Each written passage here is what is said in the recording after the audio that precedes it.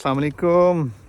آج میں جس سٹی میں کھڑا ہوں اس کا نام ہے روسکیلڈ، اور یہ شہر کسی وقت تقریباً کوئی 1000 سال پہلے جو ہے وائکنگز کا جو ہے وہ مین ہاربر ہوا کرتا تھا. نو ڈاؤٹ ابھی ایک بہت ہی ڈیولپ سٹی ہو گیا ہے، بٹ یہ وہ علاقہ ہے جہاں پر وائکنگز کا ایک مین ولیج ہوا کرتا تھا روسکیلڈ کے نام سے ہی.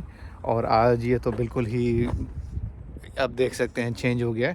تو میرے پیچھے جو پلیس ہے آج یہ وائکنگ میوزیم ہے جو ہم کوپنہیگن سے اسپیشلی اس کو دیکھنے آئے ہیں. یہاں پر 1952 میں بیسیکلی یہاں پر ایک اس پانی میں جو ہے وہ ڈسکوریز کی گئی تھی کہ یہاں پر 5 شپس جو ہے وہ اس کے کچھ ریمینز ملے تھے. تو اس کے بعد جو ہے انہوں نے اس کی ایکسکیویشن کی، ایک آئلینڈ بنایا، اور اس کے بعد جو ہے وہ ایک 5 شپس وائکنگز کی وہ ڈسکور کی. تو وہ آج ہم دیکھنے آئے تھے، وہ اس میوزیم میں ہے. تو ایک بہت زبردست ایکسپیرینس رہا. تقریباً 45 منٹ کی ڈرائیو تھی. دوستوں کے ساتھ ہم یہاں پر آئے تھے اور یہ میوزیم دیکھا. امید کرتا ہوں کہ آپ لوگوں کو بھی یہ ویڈیو پسند آئے گی. امیجن کرے 1000 سال پہلے آپ، اور یہ وہی جگہ ہے جہاں پر وائکنگز کا جو ہے ایک شہر ہوا کرتا تھا، جو یہاں سے جا کر یورپ کے دوسرے ممالک میں جا کر قبضہ کیا کرتے تھے اور ان کو مارا کرتے تھے، اور آج ایک ڈیولپ سٹی بنا ہوا ہے. The blockades were not looked after, and in time were covered by sand and mud. It was forgotten that this was a blockade from the Viking age. But every now and again, bits of the ships from these blockades were washed up. Very old bits of ships. And at the end of the 1950s, archaeologists from the National Museum donned their frogman suits to search for what local rumor called a medieval ship. The fjord soon showed that it held a treasure that went beyond our wildest dreams. 5 ships from the Viking age, the most important ever maritime find in Denmark. It was decided to salvage the 5 ships from the bottom of the fjord, something that had to be done with the greatest of care. In 1962, a fence of iron sheeting was erected around the find. The water was pumped out, and a man-made island took shape in the middle of the fjord, where the archaeologists could excavate and salvage the ships. After 900 years underwater, the wood of the ships was much decomposed. All digging was done by hand, and the individual parts of the ships were rinsed down with water pistols. The entire excavation was constantly sprinkled with water to protect the old wood from drying out. During the salvage operation, the ship's parts were documented exactly as they were found at the bottom of the fjord. Before it was removed, every individual piece of wood was given a number so that its rightful place in the ship could be found again. Piece by piece, it was brought out of the water and drawn to full scale. And now began the enormous work of conserving the ships so that they could survive out of the water. A synthetic wax called polyethanol glycol was used in order to do this. One of the properties of glycol is that it disperses in warm water, but crystallizes and sets again when taken out of the water. The many thousands of ship parts were conserved in large tanks of water. Glycol was added little by little and was slowly absorbed by the decomposed wood, replacing the water that normally holds the cell structure of wood in place. For some of the wood, it took several years before the water was replaced by glycol. Eventually, it was possible to transfer the conserved ship parts to the newly built Viking ship museum in Roskilde, built specifically for these 5 ships. The work of restoring these ships to life could now begin. It was the world's largest jigsaw puzzle, and it needed much patience and care.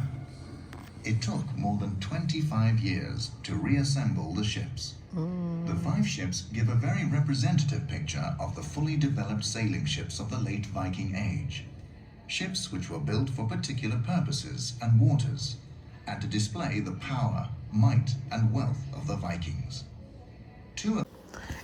دراصل یہی وہ جگہ ہے جہاں پر جو ہے یہ 90s 50s میں جو ہے یہ 5 شپس آرکیالوجسٹ کو ملی تھی، اور وہاں پر ایک چھوٹا سا جو ہے وہ ایک آئلینڈ بنا کر، اور یہ جو شپس آپ دیکھ رہے ہیں ان کو وہاں سے نکال کر جو ہے یہ شپس ریکنسٹرکٹ کی گئی ہیں، اور اس پورے پروسیس کو ان کو تقریباً کوئی 25 سال لگے، جسے دنیا کا سب سے بڑا پزل بھی کہا جاتا ہے۔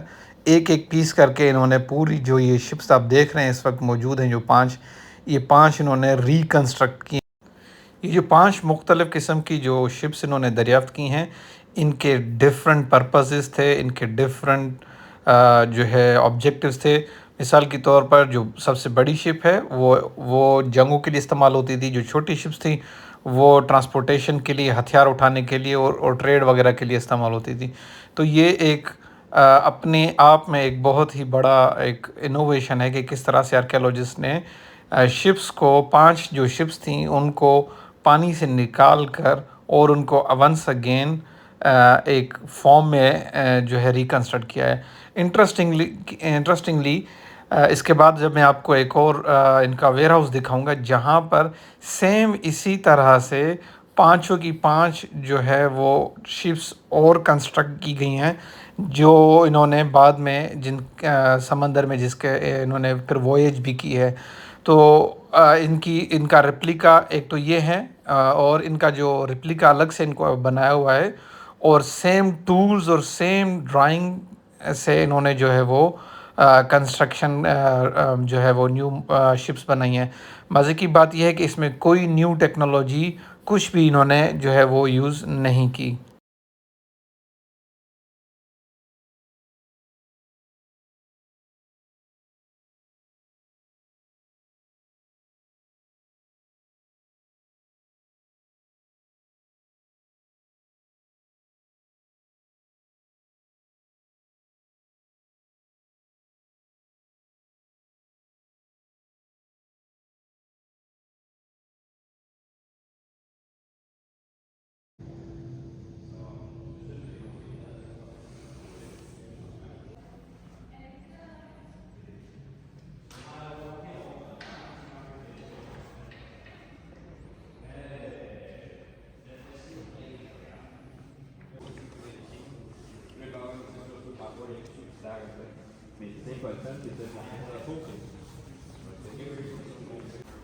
یہ انہی 5 شپس کی امیجنری جو ہے ایک کانٹیکس بنایا گیا ہے کہ کس طرح سے یہ 5 شپس جو ہے وہ اس سمندر میں روسٹالوک میں جو ہے وہ وائکنگز یوز کیا کرتے تھے۔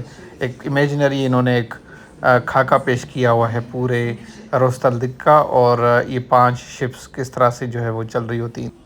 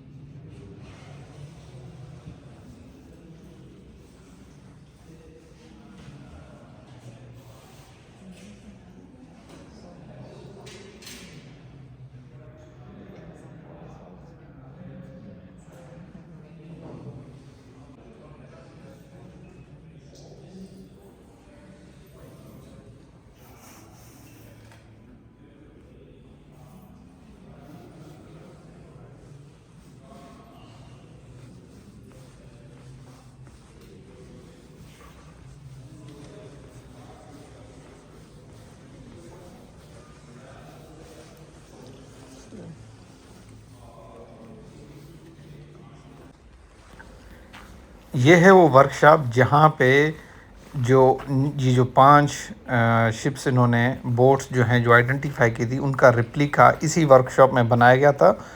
اور یہاں پر اس کی جو اہم بات یہ ہے کہ یہاں پر جتنے بھی ٹولز جو یہ یوز کر رہے ہیں وہ بالکل ایگزیکٹلی پرانے ٹولز یوز کر رہے ہیں۔ اس میں کوئی بھی ماڈرن ٹیکنالوجی جو ہے وہ یوز نہیں کی جا رہی، اسی طرح سے نیلز لگا رہے ہیں، اسی طرح سے جو ہے وہ کیا کہتے ہیں ان کی کنسٹرکشن کی گئی ہے. تو اہم اس کی بات یہ ہے کہ کیا کہتے ہیں یہ 5 جو انہوں نے اس کے ریپلیکاز بنائے تھے وائکنگ شپس کے، وائکنگ بوٹس کے، وہ اسی جگہ پر بنے تھے، اسی ویئر ہاؤس میں، جو آج یہاں پر اس کورٹ یارڈ میں جو ہے وہ پڑے ہوئے ہیں. تو وہ میں آپ کو دکھاؤں گا. ابھی آپ کے سامنے ایک بہت ہی بڑی جو ہے وہ بوٹ بن رہی ہے. Don't know what is the purpose of it, but still یہ آپ دیکھ رہے ہیں اے ٹو زی ان کے جو ہے وہ ٹولز جو یوز کر رہے ہیں، یا جو ماڈل ہے وہ ایک وائکنگ دور کے ماڈل کی طرح ہی یہ لوگ اسے ریکنسٹرکٹ کر رہے ہیں.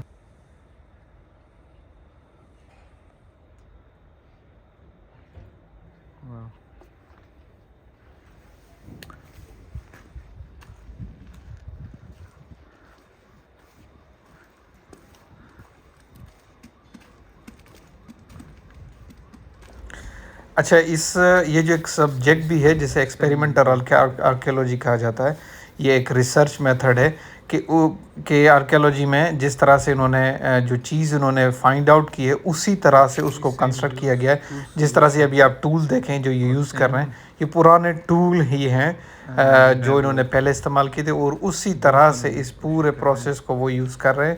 اور یہ فار ایگزامپل آپ دیکھیں، کنسٹرکشن کرنے کے بعد انہوں نے اس کو پانی میں اتارا ہے، اور وہ جو ہے اسی شپ کو اور اس بوٹ کو جو ہے انہوں نے یوٹیلائز کیا ہے، same as they use to do that before.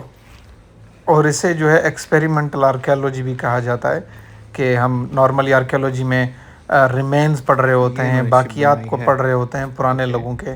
تو یہ ایک ریسرچ میتھڈ ہے ایکسپیریمنٹل آرکیالوجی، کہ جس طرح سے وہ چیز بنی ہوئی تھی اسی طرح سے وہ اسے ریکنسٹرکٹ کر رہے ہیں.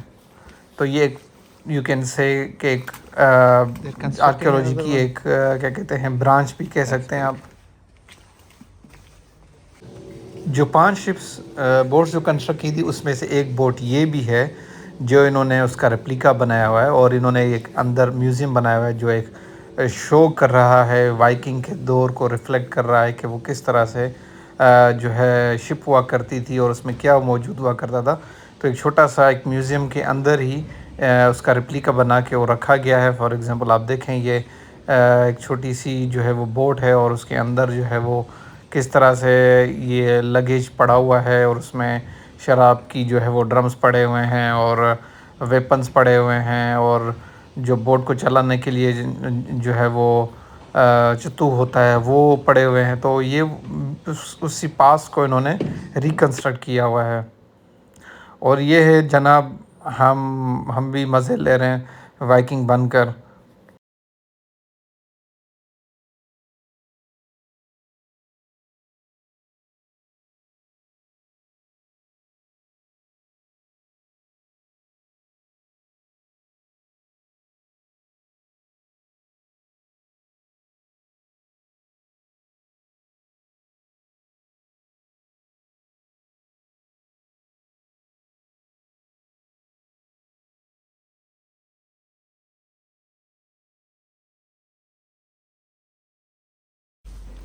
امید کرتا ہوں کہ آپ کو آج کی ویڈیو پسند آئی ہوگی، اور کائنڈلی سبسکرائب کریں، لائک کریں اور دوسروں کو شیئر کریں.